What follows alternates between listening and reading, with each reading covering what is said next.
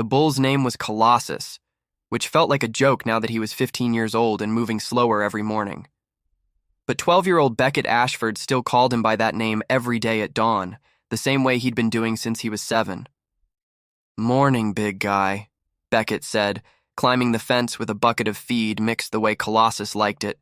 Extra molasses, less grain since his teeth weren't what they used to be. Colossus approached the fence with the deliberate pace of an animal who'd learned that rushing meant sore joints by afternoon. He was a Hereford, rust-red with a white face now graying around the muzzle, massive shoulders that had pulled plows before Beckett's father modernized the operation, back when Ashford Farm still did things the old way. That was before the drought, before the bank meetings, before efficiency became the only thing that mattered. Beckett's father, Garrison Ashford, stood at the main barn watching his son with the bull.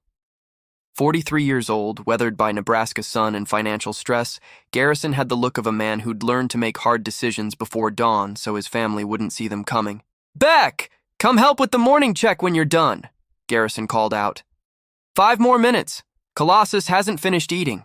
Garrison watched the boy's careful attention to the old bull, the way Beck adjusted the feed bucket so Colossus didn't have to stretch his neck. How he talked to the animal like conversation mattered. It was the kind of care that had no place on a working farm anymore, but Garrison hadn't had the heart to say so. Not yet. Inside the barn, 2 of Ashford Farm's 3 remaining employees were already working. Sterling Hayes, the equipment manager at 56, and Landry Quinn, a young ranch hand at 24 who'd grown up on a neighboring property. Both men had worked for the Ashfords long enough to read silences better than words. "Boss," Sterling said carefully as Garrison approached. "We still doing the thing tomorrow?" Garrison nodded once, sharp. "Tomorrow evening, after Beck's at his friend's house. And you told the kid?" "I told him we found a sanctuary, place up in South Dakota that takes retired farm animals." Garrison's voice was flat, matter-of-fact. "Beck thinks Colossus is being adopted by people who let old bulls live out their days in pasture." Landry looked up from the equipment he was maintaining. "But that's not—" "I know what it's not," Garrison cut him off. "And you know we can't afford to keep a 15-year-old bull eating feed he doesn't earn. The sanctuary wanted $2,000 placement fee. The processor pays $800 for the meat." Sterling and Landry exchanged looks but said nothing. This was Garrison's farm, Garrison's decision, Garrison's burden to carry. They were just employees trying to keep jobs in a county where farms were folding every month. "Beck doesn't need to know the details," Garrison continued. "He's 12. He'll be upset for a week, maybe 2. Then he'll move on. Kids do. But Sterling, who had grandchildren Beck's age, wasn't so sure. That boy's been feeding Colossus every morning for 5 years. He's not going to just forget. He'll have to learn sometime that farms aren't charities. Animals serve purposes. When they stop serving purposes, they get replaced." Garrison's words were harsh, but his expression showed the cost of saying them. Better he learns now than thinks the world works different than it does. That afternoon, Beckett sat on the fence while Colossus rested in the shade of the barn's overhang. The bull's breathing was labored in the August heat, his massive sides rising and falling with the effort of simply existing at his age. "Dad says you're going to South Dakota," Beckett said quietly. "To a place where old bulls get to just be bulls. No work, no stress, just grass and space." Colossus's ear flicked toward Beckett's voice, the only acknowledgement the tired animal could manage. "I'm gonna miss you, but I'm glad you'll be somewhere good," Dad promised. Beckett's voice carried the absolute trust only a 12-year-old could have in a parent's word. He said they're real nice people who understand that bulls like you earned their retirement. Inside the house, Garrison sat at the kitchen table with paperwork from Midwest Processing Services. Pickup scheduled for tomorrow, 7 p.m. Estimated weight, 1,400 pounds. Payment on delivery, $847. His wife Marlowe appeared in the doorway, elegant even in farm practical clothing, her expression carefully neutral. "You told him the sanctuary story?" What was I supposed to say? "Son, we're sending the bull you've been caring for to slaughter because we need $800 more than we need your childhood intact." "Garrison?" "I know." He rubbed his face. "I know it's not right, but it's necessary. We're 3 months behind on the equipment loan. The corn yield is down 40% from drought. Keeping a 15-year-old bull alive costs money we don't have for sentiment. Marlowe sat across from him. And when Beck finds out, because he will find out, kids always do. By then it'll be done. Can't undo what's already happened. That's not the same as Beck forgiving you for lying to him. Garrison had no answer for that, so he returned to the paperwork, signing documents that would turn Colossus from a farm animal with a name into $847 that would keep the bank from calling for another month. That evening, Beckett spent an extra hour with Colossus, brushing the bull's coat the way he'd learned from YouTube videos about animal care. Colossus stood patient and calm, accepting the attention with the dignity of an animal who'd spent 15 years earning trust. "Tomorrow you'll be gone," Beckett said, working through a tangle in Colossus's mane. "But you'll be happy there. Dad promised." The word hung in the air. Promised, carrying the weight of every childhood belief that adults tell truth, that fathers protect, that the world works the way it should. Tomorrow evening, Beckett would be at his friend Jonah's house for a sleepover, carefully arranged by Garrison to keep his son away from the farm during pickup. The truck would arrive. Colossus would be loaded. By the time Beckett returned Saturday morning, the bull would be gone and the story would be simple. Colossus went to his new home while you were away. He's happy now. Don't worry. But promises, like plans, depend on everything going exactly right. And on farms, things rarely do. The next afternoon would bring a sound that didn't fit the routine. A truck engine that arrived hours too early. A mistake in timing that would crack open the careful lie Garrison had built. And Beckett Ashford, 12 years old and still believing in the absolute truth of his father's word, would learn that some promises aren't made to be kept. They're made to stop questions from children who don't yet understand that love and truth don't always arrive together. But that was tomorrow. Tonight, Colossus rested in his pen while a boy brushed his coat and talked about retirement pastures in South Dakota that didn't exist. And Garrison Ashford sat in his kitchen, signing papers that would save his farm and cost his son something that couldn't be measured in dollars. The plan fell apart before it even started, in the way plans always do when they depend on children behaving predictably. Jonah's mother called at 2 p.m. Her younger daughter had come down with strep throat, confirmed at urgent care an hour ago. The whole house was quarantined until Monday. Sleepover canceled. Garrison stood in the kitchen holding the phone, feeling the careful architecture of his deception collapse. Beckett was supposed to be gone by 4 p.m. The truck was scheduled for 7 p.m. 3 hours of buffer. 3 hours when his son would be safely away, oblivious. "Beck!" Garrison called toward the back porch where his son sat reading. "Jonah's sister is sick. You're staying home tonight." Beckett appeared in the doorway, disappointed but not devastated. "Can I still sleep in the barn loft? You said I could camp out there sometime." Every fiber of Garrison's parental instinct screamed no, but saying no would raise questions, and questions led to conversations he couldn't afford to have. "Sure, but stay out of the way if you hear us working late. Farm stuff. Is that when Colossus leaves? For the sanctuary?" Garrison felt the lie stick in his throat like something physical. "Yeah, transport comes tonight. You can say goodbye before dinner." After Beckett left, Marlowe emerged from the laundry room, her expression showing she'd heard everything. "Garrison, he's going to be here. Right here, when that truck arrives." "I know. So, what's the new plan?" "There is no new plan. The truck comes at 7. We load Colossus. Beck's in the barn loft 50 yards away." Garrison ran his hand through his hair. "Maybe he won't notice. Maybe he'll fall asleep early. You're betting on a 12-year-old boy not noticing a livestock truck and the bull he's been feeding for 5 years being loaded into it?" "I'm betting I can get Colossus loaded fast enough that by the time Beck realizes something's happening, it's already done." Marlowe studied her husband with the kind of look that comes from 15 years of marriage. "You know this is going to break his trust in you." "Better than breaking the farm. Better than losing everything my father built." But Garrison's voice carried no conviction, only resignation. At 5 p.m., Beckett made his goodbye visit to Colossus. He'd packed a small bag of treats, apple slices, carrots, a handful of the molasses grain mixture. The bull accepted each offering with patient dignity, his old eyes watching the boy with what looked like understanding. "This is it, big guy," Beckett said, scratching behind Colossus's ears the way the bull liked. "Tomorrow you'll be in South Dakota. Real grass, other bulls, people who let you just rest." Colossus made a low sound, not quite a moo, more like a sigh.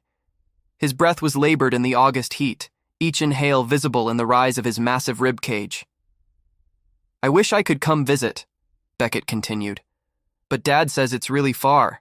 Maybe when I'm older, I can drive there myself." Sterling Hayes watched this interaction from the equipment barn, feeling something uncomfortable twist in his chest. He'd loaded livestock for 40 years, cattle, pigs, horses, and never thought twice about it. Animals were animals. Business was business. But watching a 12-year-old boy say goodbye to a bull he believed was going to paradise, knowing the truth. "We don't have to do this," Sterling said quietly when Garrison joined him. "We could find another way." "With what money?" "We're underwater on 3 different loans. The bank's breathing down my neck. That $800 buys us another month."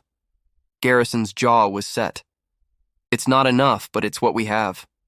"And your kid's trust in you, what's that worth?" "He'll get over it. Kids are resilient." "No," Sterling said, his voice hard with experience. "Kids remember. My daughter still won't talk to me about the dog I told her ran away when I was actually too broke to pay for surgery and had to put him down. She was 9. She's 34 now. She remembers." Garrison had no answer for that. At 6:30 p.m., Beckett climbed into the barn loft with a sleeping bag, flashlight, and a book about marine biology. The loft had a small window facing the main livestock area. He could see Colossus's pen from there, could watch the old bull settle in for the night. From this angle, he could also see the main driveway. 6:47 p.m. Headlights appeared on the county road, turning into Ashford Farm's entrance earlier than scheduled. The driver had made better time than expected, eager to finish his route and get home. Beckett looked up from his book, confused.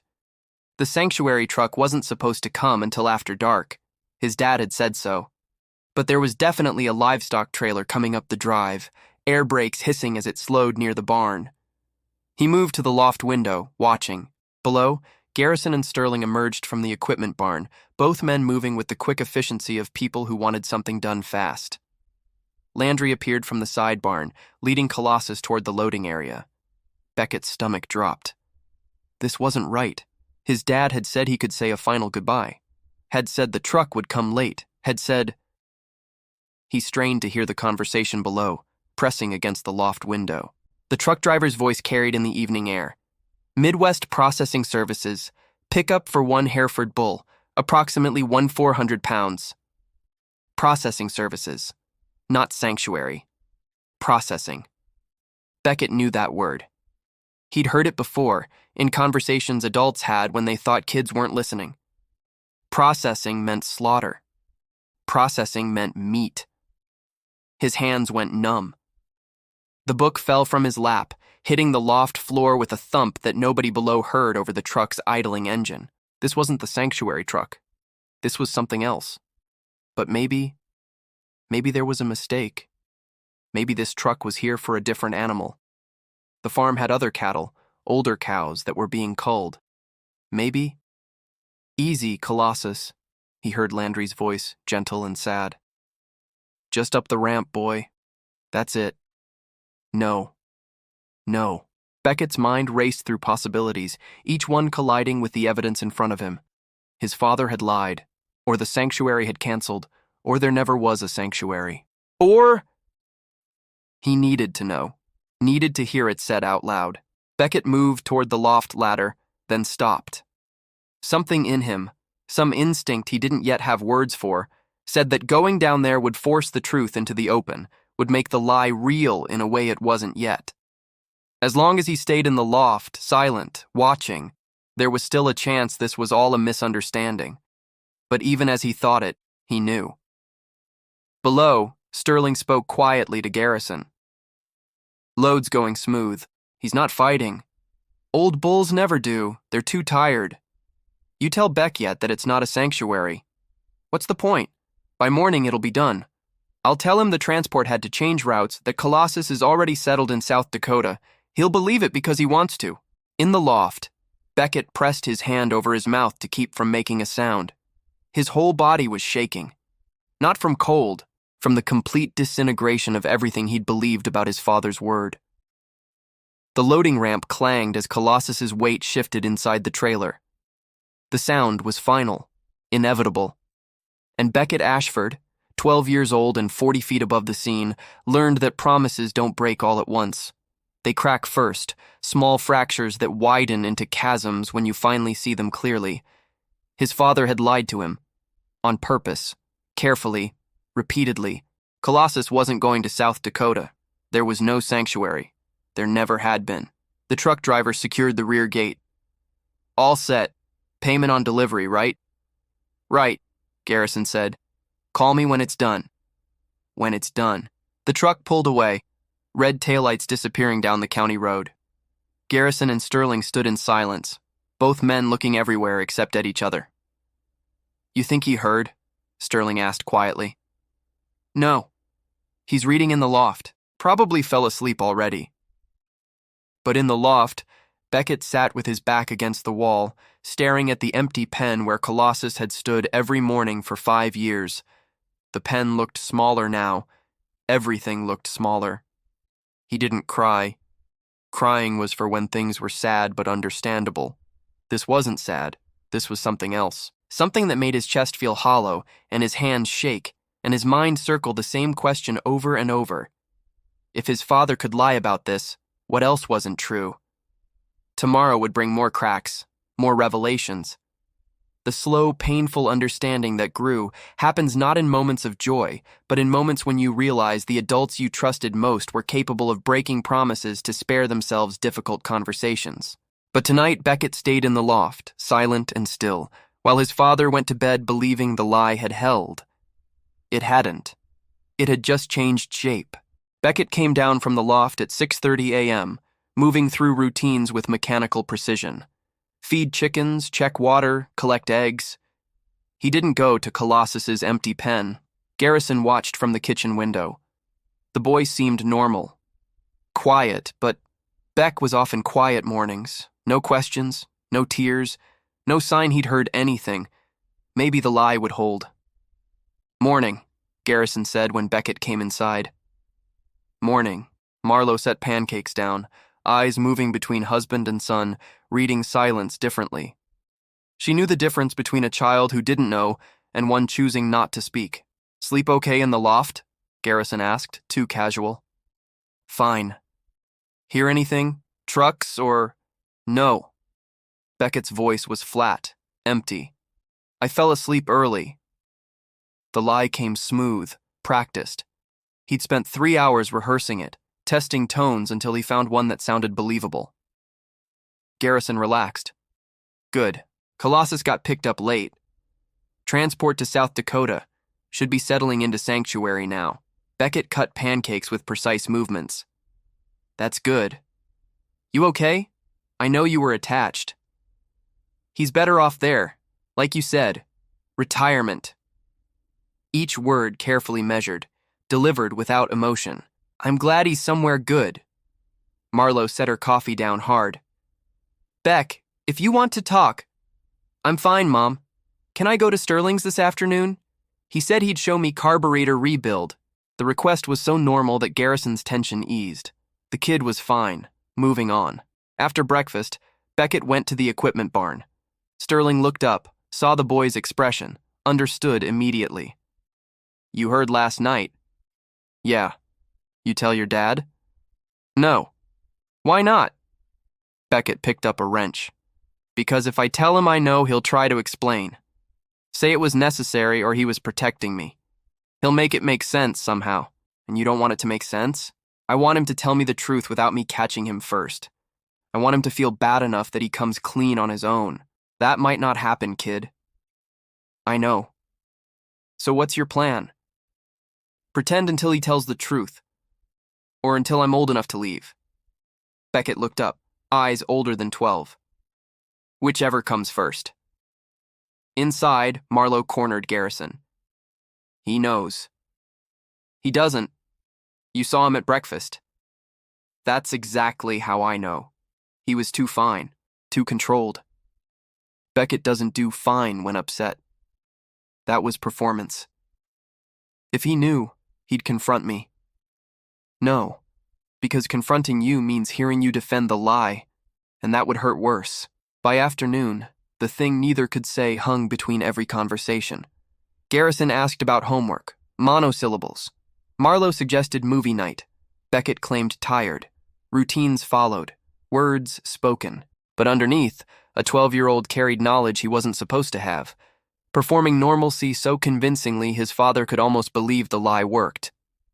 And Garrison, who'd built deception on assuming children were easy to fool, began suspecting his son had learned something worse than truth about Colossus. He'd learned how to lie back. That evening, Beckett returned to the loft. From the window, he could see Colossus's empty pen, dark and silent. Tomorrow would bring Monday. School. Routines. The slow grinding process of becoming someone who knew that people you trusted most were capable of breaking promises and asking you to pretend it never happened. But tonight, he sat in darkness, watching the empty space where a bull used to stand, wondering how long he could keep performing before the weight of knowing became too heavy to carry alone. The envelope arrived on a Tuesday, mixed in with feed bills and equipment catalogs. No return address. Nebraska postmark. Handwritten in careful block letters, Beckett Ashford. Garrison saw it first, sorting mail in the kitchen. Something about the handwriting made him pause. Too deliberate, too careful. Not a kid's writing, not casual. "Beck, you got mail," he called toward the stairs. Beckett came down, took the envelope without meeting his father's eyes. A routine that had become habit over 3 weeks. Minimal eye contact, functional conversations, nothing deeper than necessary. He opened it in his room. Inside, a single sheet of lined paper, folded once, and a photograph. The photo showed Colossus. Alive. Standing in what looked like a small pasture, sun on his rust-red coat, his old face turned toward the camera with that same patient dignity Beckett remembered. The letter was short. "Beckett, you don't know me. My name is River Castellanos. I work at Meadowbrook Sanctuary in South Dakota, the actual sanctuary your father told you about. 3 weeks ago, a man called our intake line asking about retirement placement for a 15-year-old Hereford bull. We quoted our standard fee, $2,000, and didn't hear back. We assumed, like most callers, he couldn't afford it. Last Tuesday, a check arrived, unsigned, postmarked from your area, exactly $2,000 with a note that said, 'For Colossus, the boy was told this was the plan. Make it true.' We don't know who sent it, but yesterday we used that money to purchase Colossus from Midwest Processing before they could process him. He's here now, safe. The photograph is from this morning. Someone, we don't know who, decided your father's lie should become truth. Thought you should know that sometimes adults mess up, but sometimes other adults fix it without asking for credit. If you want to visit, we're open Saturdays 9-4. River Castellanos." Beckett read it 3 times, hands shaking. Someone had sent $2,000. Anonymous. Someone who knew about the lie, knew about the promise, knew Colossus was supposed to be saved. Someone had made it real. His mind raced through possibilities. Sterling? He had grandkids, understood about broken promises. But $2,000 was more than a ranch hand could spare. Landry? Too young, probably didn't have that kind of money. His mother? Maybe. But she would have told him. Someone else entirely? Beckett stared at the photograph. Colossus, alive, in the sanctuary his father had invented as a convenient fiction. The lie had somehow become truth, but through someone else's intervention, someone who wanted Beckett to know that promises could be kept even when the person who made them failed. That evening, Beckett came downstairs holding the letter and photograph. Garrison was reviewing accounts at the kitchen table, the same accounts that showed they were still underwater on loans, still struggling, still making impossible choices about which bills to pay first. "Dad." Garrison looked up, saw his son's expression, felt his stomach drop. "What's wrong?" Beckett set the photograph on the table.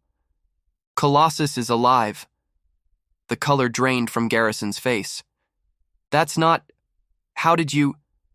Someone sent money to the sanctuary. Bought him from the processing plant before they could kill him. He's in South Dakota now. The real South Dakota sanctuary you lied about. Garrison stared at the photograph, his mind trying to process what this meant. Someone knew. Someone had paid. Someone had... Who? He managed. The letter doesn't say. Anonymous check. Just says it was from someone who thought your lie should become truth. Garrison felt something crack in his chest. Not guilt. He'd been carrying that for 3 weeks. Something else. The realization that someone in his community, someone who knew what he'd done, had looked at his failure and decided to fix it without confronting him, without judgment, without asking for anything in return. Beck, I already knew, Beckett said quietly. I heard you that night. The truck, the conversation with Sterling. I knew the whole time there was no sanctuary. Garrison's world tilted. You knew? I was in the loft. I heard everything. Beckett's voice was steady now, the 3 weeks of performing normalcy giving him practice in controlling emotion. I heard you lie to me at breakfast. I lied back. We've both been pretending for 3 weeks. Marlowe appeared in the doorway, drawn by the conversation's tone. Someone saved him, Beckett continued. Someone who didn't have to, who didn't ask for credit, who just made it right.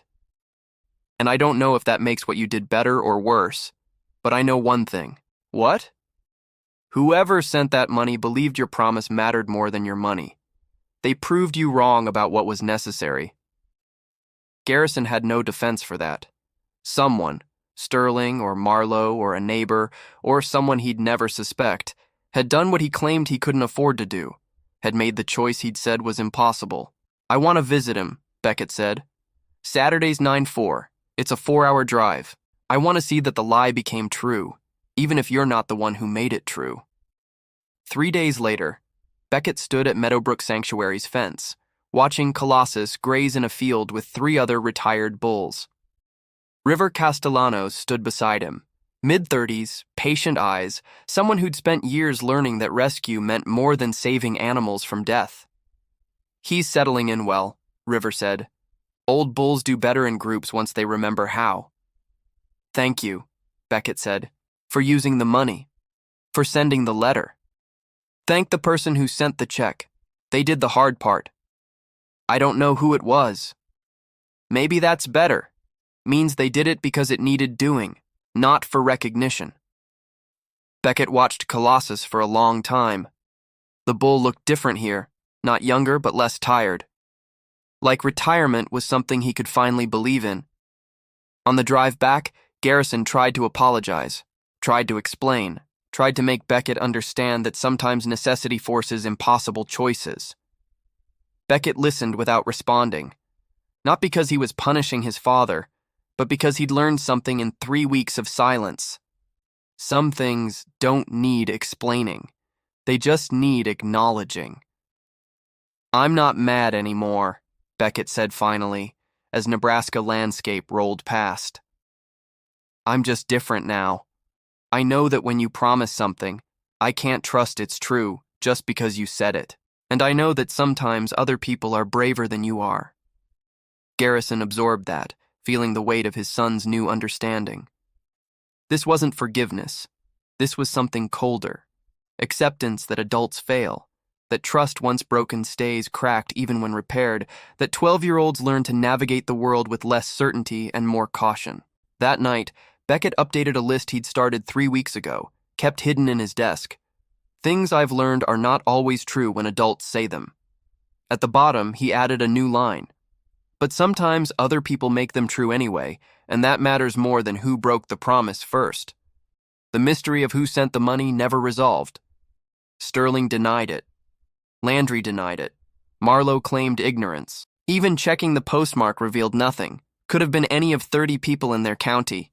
Maybe it didn't matter who. Maybe what mattered was knowing that someone, somewhere, had looked at a broken promise and decided to fix it without asking permission or demanding credit. Beckett visited Colossus monthly. Each visit, Garrison offered to come along. Each visit, Beckett declined. Some distances, once created, don't close quickly. Some promises, once broken, teach lessons that last longer than the lie itself. But Colossus lived. And Beckett learned that truth could be complicated, that his father had lied, that someone else had saved, that forgiveness and trust weren't the same thing, and that growing up meant carrying knowledge that made the world less simple, but more honest. The bull was saved, the boy was changed, and somewhere, someone anonymous had proven that doing the right thing didn't require forgiveness of those who did the wrong thing first. That was enough.